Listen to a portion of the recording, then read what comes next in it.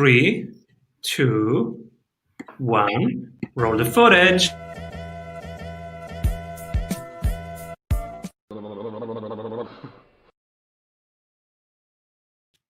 Welcome back, everybody, to the Strategy Sprints podcast. I'm Severino, your host, and my guest today is investor at Swift Arc Ventures, an early stage and growth stage VC firm focused on the next generation of consumer health, and telehealth disruptors.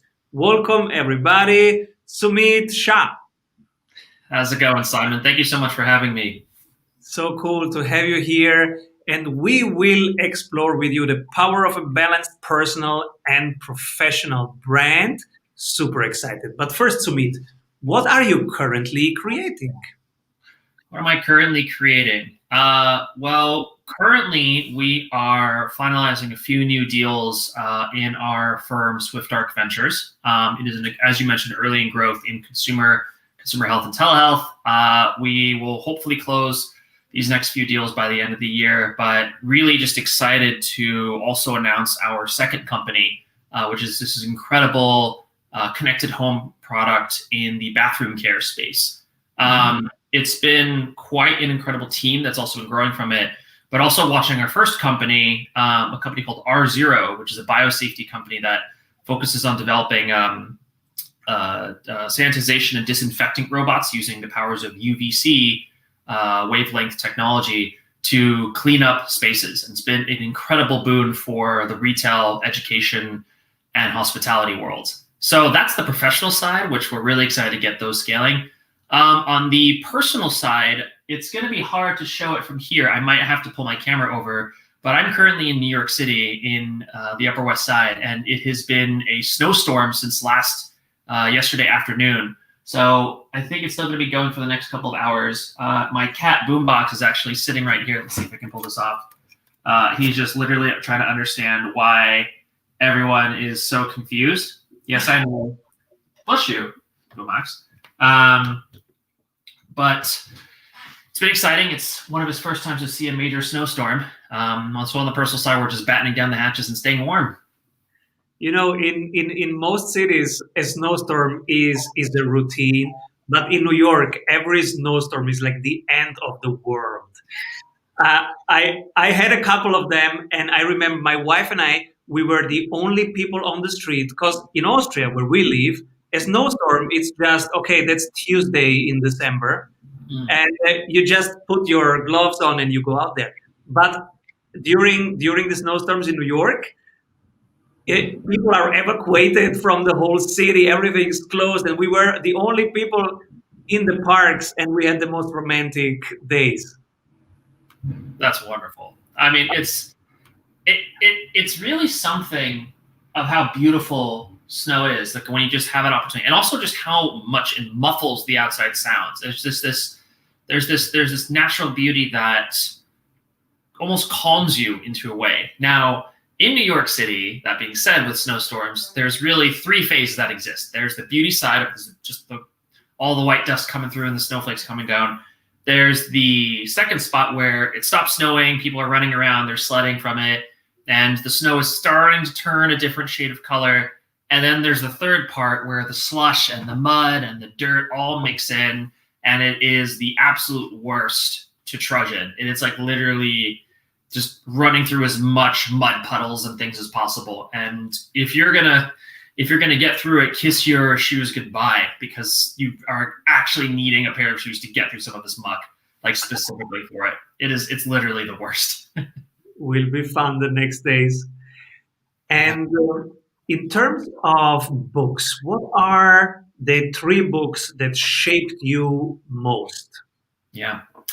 So a couple of books that definitely shaped me the most. Give and Take, which was Adam Grant's first book. And it wasn't even just so much the book itself that really shaped me, but the mindset that Professor Grant had pushed from it, which was to really be open and be helpful to others. And not when you're able to build that and not expect things in return, it's that kind of energy that you can develop and share with people. And it's something that I have always had across from growing up with my parents. My father instilled this mindset for me as well. And it's definitely points where you're going to find the people that will take advantage of you and they will try to utilize you from it. But if you continue to build that energy, it will continue to not just, of course, attract the right people, but spread to others and also just create that sort of mindset. The second book I would say that has really affected me is actually Things a Little Bird Told Me. And it was written by Biz Stone, one of the original founders of Twitter, of course. And he had a lot of great learnings in terms of their building of the company, the building of the product, the platform. And one thing that really stretched out to me was the power of limits. Now, I focus on the world of consumer. And when you're building anything, you have to install these kinds of boundaries with everything. Hey, with building a Lego set, you only got a certain number of pieces. You've got a certain number of things that you can work with. If you're developing a custom shoe on Nike, you only have a certain number of iterations that you can build from it. Because if you go too far on the customization trends, you can run into issues in terms of, hey, this is way too complex. This might take way too much time to develop and produce. If you can build something that truly feels like someone's their own, and anything that they have that they can truly make their own, but do it in the right mindset to it, and not really screw over your business process, it's the perfect combination. The third is actually a book I'm reading right now, and it's called Loving Sports When They Don't Love You Back. Jessica Luther and Kavita Davidson wrote this book, and I want to give a great shout out. Kavita's a longtime friend from college and from the professional world, but it is tackling a really important conversation and topic, which is known as hero worship. We tend to celebrate these influential figures in the sports, media, entertainment, Hollywood worlds. And the problem is that we have flaws that we recognize from it. And unfortunately, and we're all guilty of this, we will tend to overlook a lot of those flaws. I think what is important that we should be recognizing is that how do you continue to enjoy something when you know that there are existent flaws across people, across organizations from it? So, whether it's a minor level of Tom Brady that happened to have a MAGA hat, a Make America Great Again hat that was thrown in his locker, to the other side of the coin, which is Bill Cosby. And touching on that real quick is he was my father's idol growing up because he was this epitome of the great father. His book Fatherhood was actually a great read that existed and growing from there. But when everything came out, even besides the fact that his heart was broken, he had to sit there for a moment and be like, I'm going to take the learnings that I had and then ultimately remove the human being that I looked to as an idol. But there were learnings that I can at least take from there.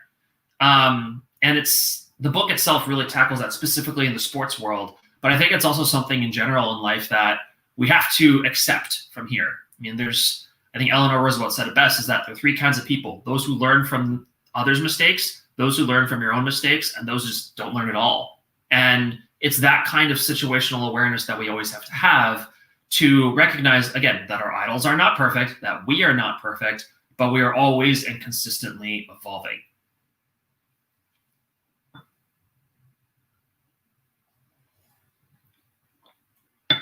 Oh, Simon, there we go. I listen to Bill Cosby regularly, especially the first thing works, and it is amazing, and it's historic. And so every time I cannot listen to it anymore without thinking that I'm thinking about a person which behavior I cannot accept, but the work is still amazing, and it is such a tension, and to hold the tension is really hard. And sometimes I just don't listen to it, and in other weeks I say, "Hey, divide the work from tension." So I gotta read this book. It's amazing. Yeah, it's a great book.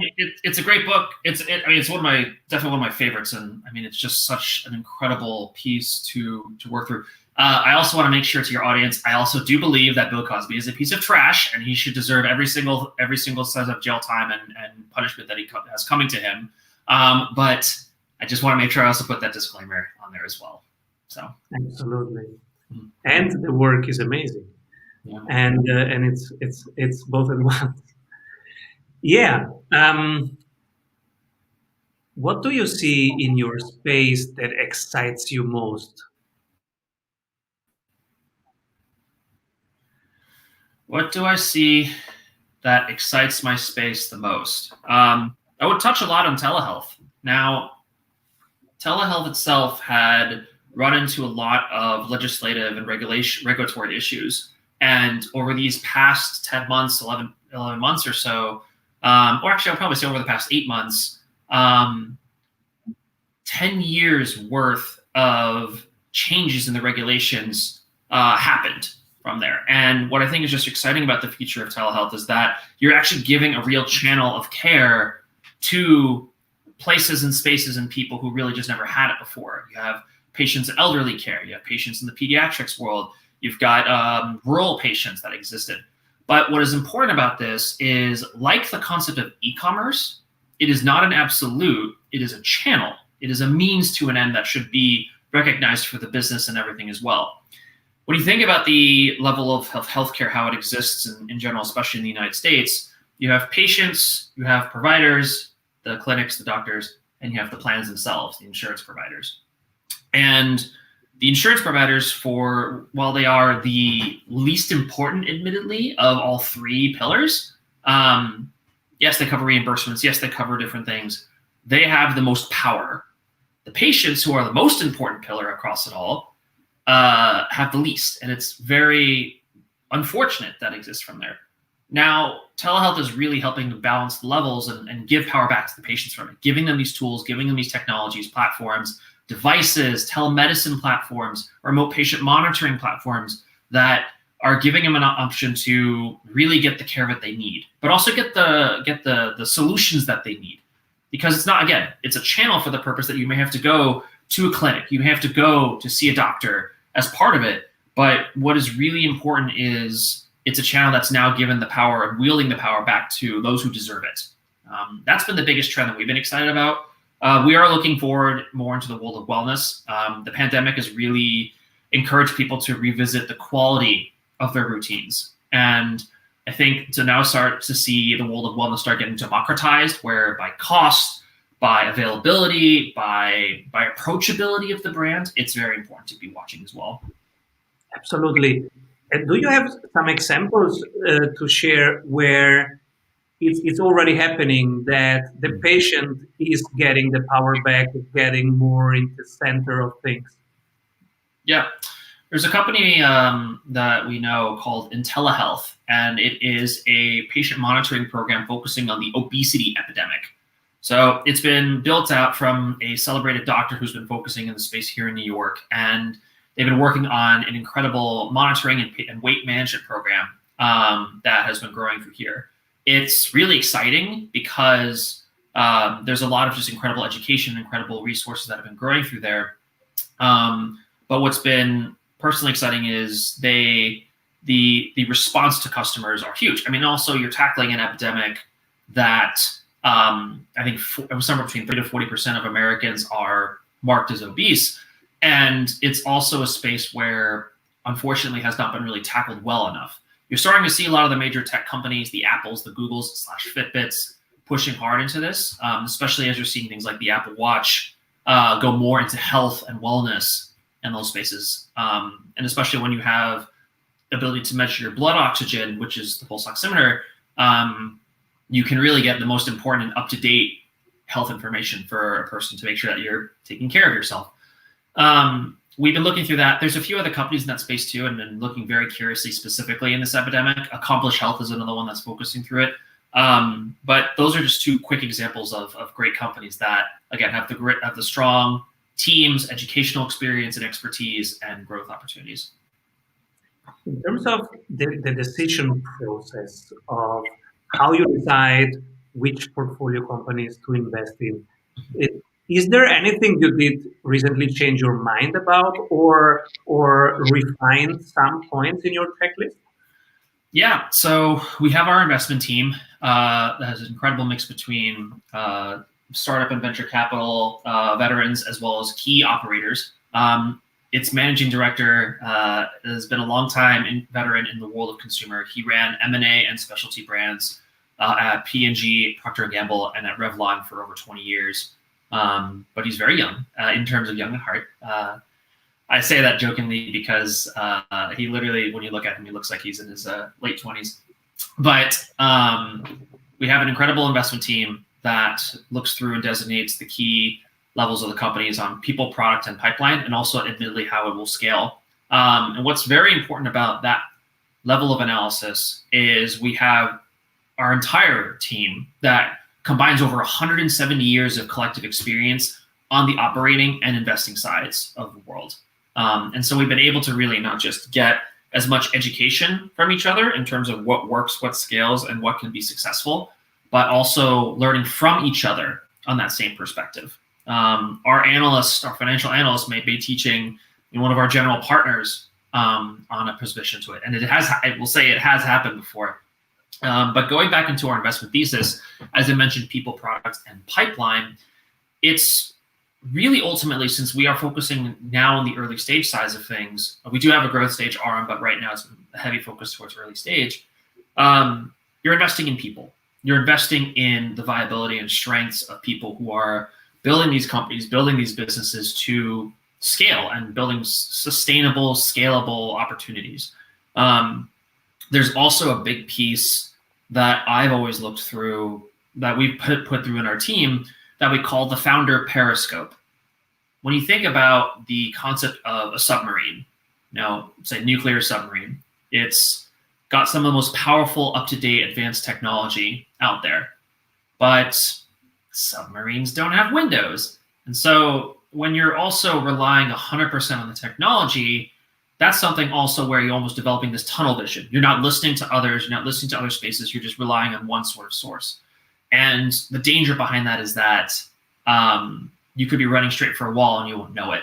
That's where the Periscope, an analog platform, an analog program, which allows you to take feedback, to make sure and observe out from there that you are going in that right direction, you are tackling the right problems.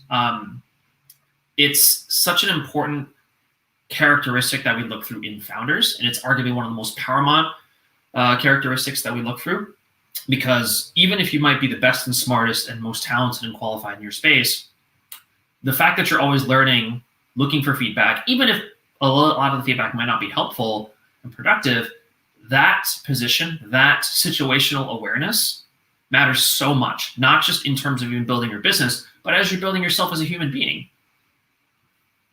Absolutely.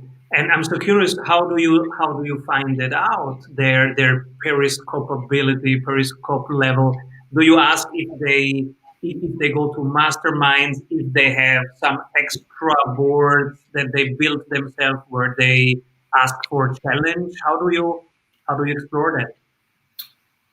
The short answer is yes. We'll look through all kinds of ways to really get a better understanding of the founders and the founding team.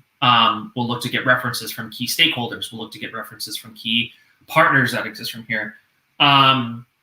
The interesting piece to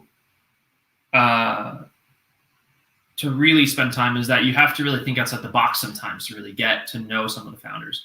And I say that because a lot of people look at venture world where, it's the easiest job in the world. You guys are just basically able to say no all the time. It's true. It is a much easier job compared to founders. When we are picking the next generations of companies and founders, we are in the trenches together with them over the next 3 to 5 years at least. We are going to develop and fight the battles, sometimes losing battles that exist from here. So that two-way street that we look for on the founding level to it, between the founder and the investor, is so imperative to have.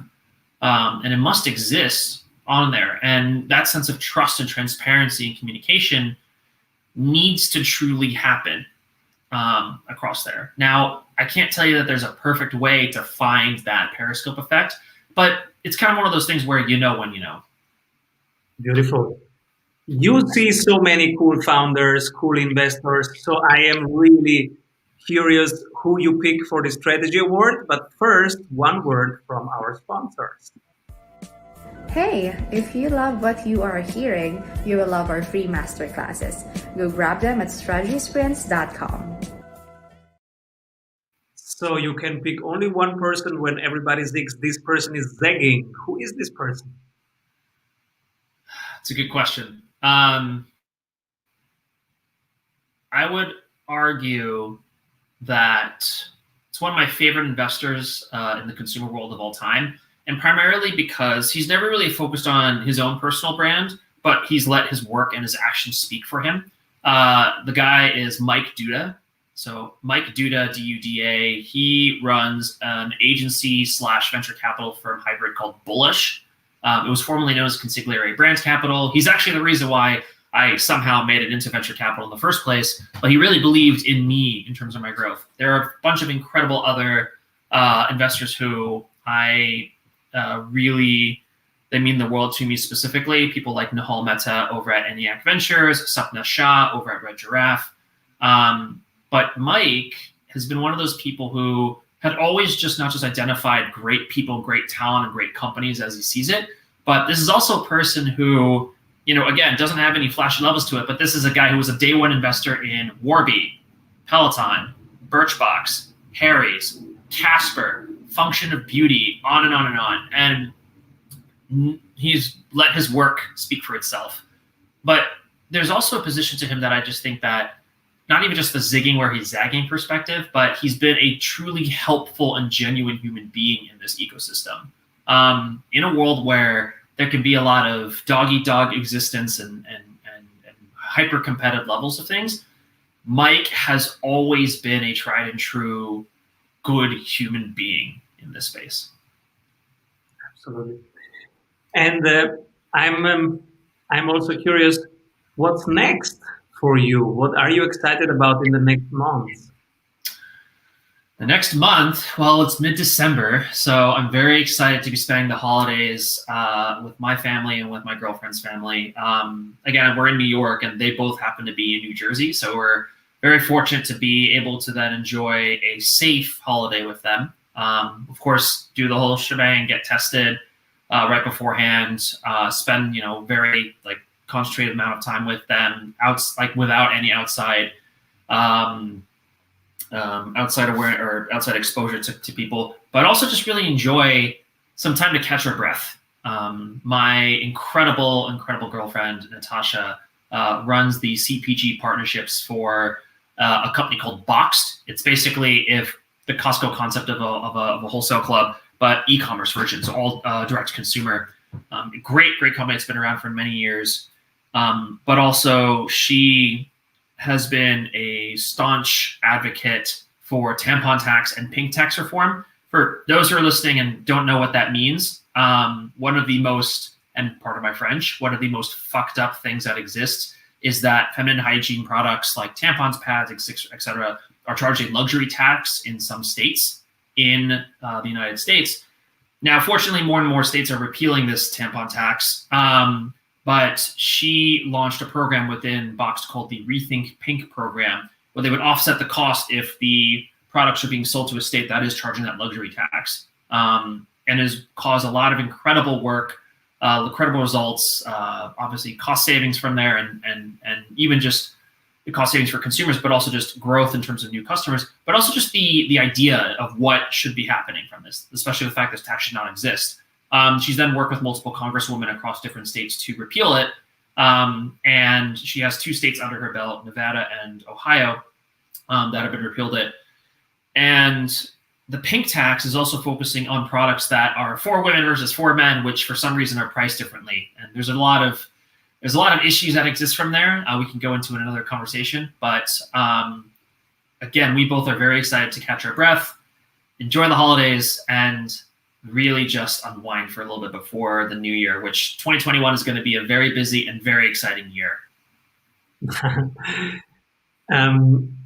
What's my question? I forgot the question, right?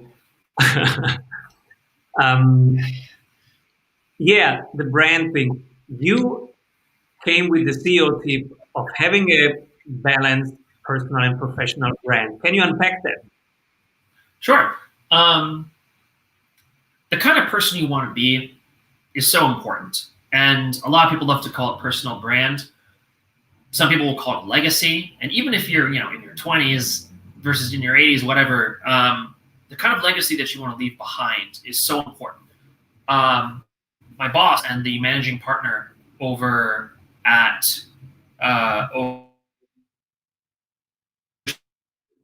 general passive, they've got with people, of course, to your kids, and it's a mindset that no matter what kind of place or position you are, you have the ability to influence someone out there. And whether it's being more situationally aware, having a sense of awareness of, hey, if there's someone who could use some help, whether it's volunteering your time, volunteering your resources, volunteering some money, like donating money, spreading the word. It's a position where you can be helpful to others. Personal world, families, your significant others, whatever, and your professional worlds and your jobs and your work, you can make it a little bit better every day. There are so many different quotes and things from it, the Benjamin Franklins of the world, of like, what good can I do this day? And I know I'm butchering the quote from there, but the power for me about a personal and professional brand is that in the past, you always have to leave your career and your hobbies separate. You could never actually mold them into one. Now we are fortunate, because of the powers of the internet, the powers of different technologies, that you can actually do both. You can actually really build your career, make money doing it in something that you're genuinely passionate about.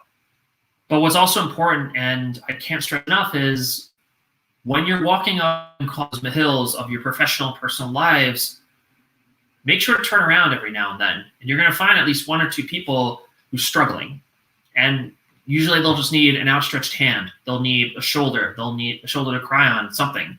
And just that awareness and that offering to help is something that I wish every single person would do, because I think that would make this world not just a better place, but also it strengthens your personal brand, it strengthens your professional brand on the terminology, but it just makes you a better person. That's what I really mean when I want to unpack that. Beautiful. Sumeet, who should be my next guest and why? That's a good question. One of my favorite human beings, well, actually, if you ever want to have Natasha Mehta on, I think she would be an incredible person, especially to talk through everything that she's worked through on Rethink Pink, tampon tax and pink tax reform, and also what people can do to really help address and tackle this problem, this, I would say, this scourge of a problem. Another person who I recommend, Jaisal Trivedi, he is the founder of a company called Aduri. It's a meditation startup. But really just harping on the idea of being more mindful and being more aware to it. I know that he would be an incredible person that would also be able to get some great takeaways. Those are two immediate people I would recommend. Beautiful. And where can people stick around and find you and socialize with you? Yeah, the easiest way actually is Twitter. And Mike Duda actually found the crazy world of Twitter. It's at PE Feeds, at PE_FEEDS. It was started as a pseudo-anonymous Twitter account back in like 2010, 2011 to address the good, the bad, and the ugly of private equity, what industry I used to work in for many years before working in venture capital. And it evolved into something much greater in terms of my conversations about the world of startup, venture capital, PE, consumer, and a little bit of sneaker culture. But that's the easiest way to reach out to me. LinkedIn is always easy as well. And then I'm just Sumeet, SUMEET, at swiftdarkventures.com. Thank you so much, Sumeet, for being here and being so generous in sharing your journey and your wisdom. Come back soon. Thank you so much, Simon. It was a pleasure doing this with you, and I'm looking forward to seeing more on Strategy Sprints. Thanks again for having me. Thank you so much. Avoid trying to do thousands of things that doesn't work. We have 274 templates for your business success. Reach your ambitious goals with one-on-one sprint coach. We double your revenue in 90 days.